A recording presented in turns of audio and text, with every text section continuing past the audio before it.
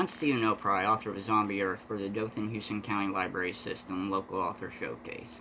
I will be reading Reminisce from Zombiearth, which shows the first reactions to the undead beginning their reign on Earth, as well as a glimpse of society functioning years after most of the population has perished. Reminisce. I guess ultimately this is where it all began for me, the shadowy figure stated as he ran his grimy fingertips on the smudged stainless steel gas pump. When I first heard about the undead and then my first encounter with one. With going to college and working all the time, I didn't pay much attention to the outside world, just worried about my own situation. I was working a double and customers were asking about some report they heard about on our news at the pump special. Of course I didn't know what in the world they were talking about. Soon after that day, cops and ambulances kept flying by more frequently than ever before, and local reports were sounding more and more crazy, like those on that special. I guess I should have paid closer attention to those reports and prepared better for what was about to take place, or at least contacted my loved ones, and maybe I would be somewhere else, instead of in a continuous state of wonder, wondering if any of my family members are alive, mainly. Before I wandered back here, I didn't know if I would get another meal, get shelter, or get killed by one of those beasts. Sorry for rambling. Well, about a week went by after that first wave of reports, before I encountered one of those flesh eaters for the first time myself. The moonlight glistened off of the stainless steel pump and revealed the man's beard and long strawberry blonde hair was covered in grime, along with his torn up jeans and t-shirt. He sighed and shook his head as his companion offered a hand on his shoulder for encouragement.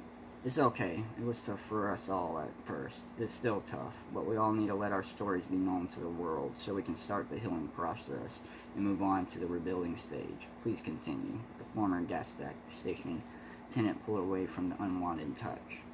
Sorry, I just haven't gotten used to being around other people again. Where was I? Oh yes, the first encounter.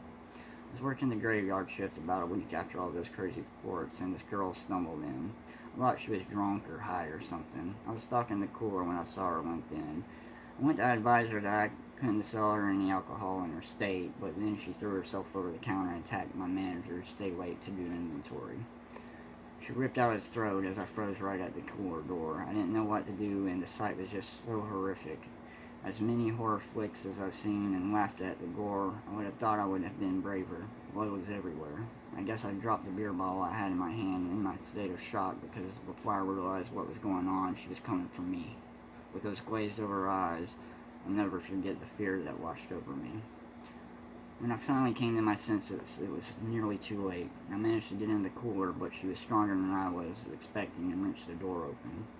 I slipped on that beer from that dang bottle and banged the back of my head pretty good, and everything started going back black as she mounted me and started gnashing her teeth at my throat.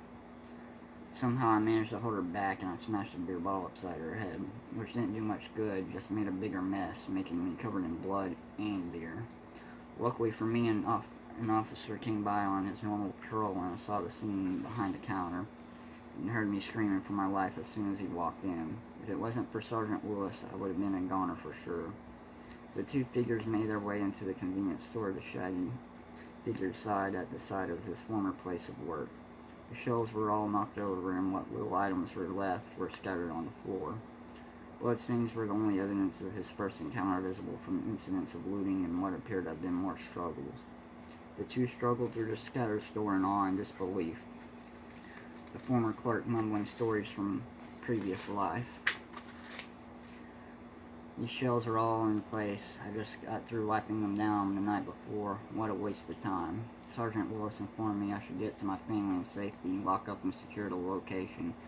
I didn't have any family near here, and traveling was too close to impossible that I decided to hang around. It didn't take long for the undead to take over the island, so I left, sticking mainly to the woods. I came across two groups my whole time in solitude.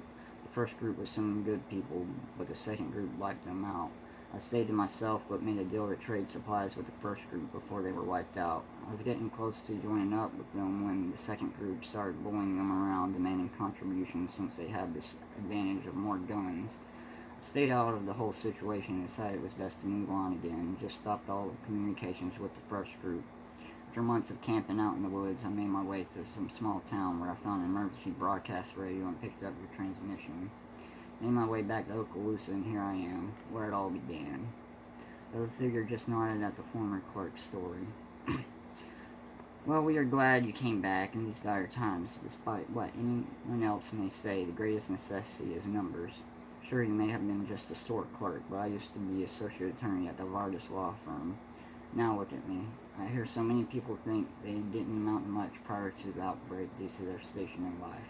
But here we all are, pulling together and using our strengths to survive. Together, nothing will stop us from rebuilding society. The middle-aged man gestured for another figure to join the two. It would be a lie if I told you the island is safe, because frankly nowhere is truly safe these days. We do have dispute with an outside group, but as you can see on your arrival, we have secured the beaches, and there's only one bridge in or out now. I know you just arrived, and you are looking forward to getting some rest, and I have some work to do, so my associate will show you where your room is, and I hope you decide to stay with us long term. The new arrival shined a light on the pair to reveal the nicely pressed suit and an average-looking attorney, even after the world had ended. You have found safety in solitude, but I assure you safety is greater in numbers. If it wasn't for Dante here and most everyone in our group, I wouldn't be here today, the younger woman winked at Dante. Yes, we have had our trials as well, but the order will restore society as we once knew it. Well, at least to some extent, Dante chimed in. Well, follow me so you can get cleaned up. We already have some fresh clothes in your size in your room. They may not be your style, especially if you're into the grimy, ripped-up look. Name's Shauna, by the way, Shauna states as she starts to lead the newcomer down the street. Name's Barry. The shaggy clerk sticks his hand out, but quickly pulls it back as soon as he sees how filthy his hand is in the light. Dante, we need you at the gate. We've got some group approaching. They look decently armed. The guard rushes down the street. So it begins, Dante mumbles to himself before joining the guard in a faster than jogging pace. How many are there? He pants. Don't know. I was just ordered to come get you since you have taken the role of liaison for newcomers recently. The guard picks up his pace as their footsteps echo off the pavement. And that concludes Reminisce. I hope you enjoyed it. It actually takes place years down the road. The first book is an introductory to some main characters. Dante is one of the main characters in Zombiearth, the whole series. I am currently working on book 2. I have 7 chapters done for the first draft. And I gotta edit and all that stuff for it and continue writing. My goal is 12 chapters for it. There's 12 chapters to this one. And thank you.